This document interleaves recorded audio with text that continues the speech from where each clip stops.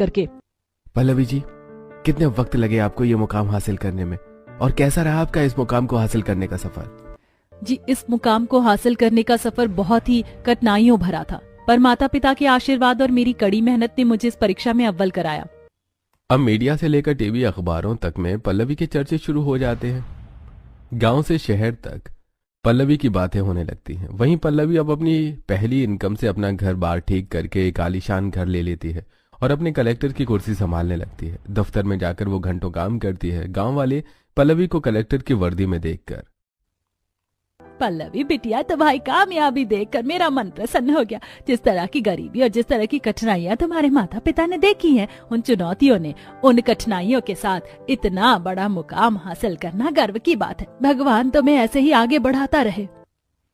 जी बिल्कुल, अगर आपका आशीर्वाद रहा तो मैं ऐसे ही आगे बढ़ती रहूंगी।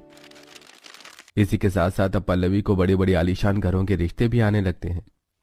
सुषमा जी, आपकी बेटी तो बहुत प्यारी है और आपकी बेटी इतने बड़े पोस्ट पर है, कलेक्टर है। ये देखकर तो हमें बहुत खुशी हुई है। ये मेरा बेटा है, ये भी बिजनेसमैन है। हाँ, मेरा खुद का बिजनेस है। वैसे पल्लवी जी, आप कलेक्टर की पोस्ट पर हैं, तो आपकी तनख्वाह कितनी आती है हर महीने? और उस तनख्वाह से हम एक अच्छी गाड़ी या घर अच्छा तो खरीद सकते हैं ना? देखिए, बुरा मत मानिएगा, मैं आपका होने वाला पति हूँ, तो मुझे इतना तो पता होना चाहिए कि मेरी बीवी कितना कमा लेती है। इस लड़के के तो मन में पहले से इतना लालच भरा है। इसे मुझसे नहीं, मेरी तनख्वाह से शादी करनी है। नहीं, ये लड़का मेरे लिए कभी ठीक नहीं हो सकता। सुरेश जी, मुझे जानकर खुशी हुई कि आप एक बिजनेसमैन हैं, लेकिन मैं अभी इस शादी के लिए रेडी नहीं हूँ। मुझे अभी काफी चीजें करनी है, मैं सोचकर बताती हूँ। अरे, क्या हो गया बेटी?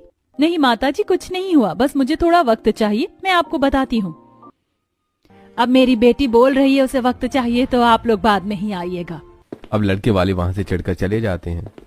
माँ, ये लोग कितने लालची थे, रिश्ते से ज्यादा तो मेरे पैसों पर बातें कर रहे थे। हाँ बेटा, मुझे भी ऐसा ही महसूस हो रहा है।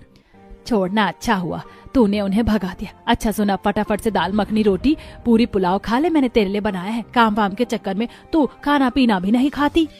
इसी तरह कुछ समय गुजरता है और पल्लवी के कलेक्टर बनने की खबर शहर में रह रहे एक संस्कारी और मॉडर्न परिवार के पास भी जाती है। ये दोनों ही परिवार एक ही खानदान के होते हैं, लेकिन आपसी मतभेद के कारण ये परिवार अलग अलग रहते हैं। मॉडर्न परिवार पल्लवी को अखबार में देखकर, बेटा देखो, अखबार में तस्वीर छपी है, एक गरीब लड़की कलेक्टर बन गई है। हाँ, लड़की तो देखने में ही होशियार लग रही है।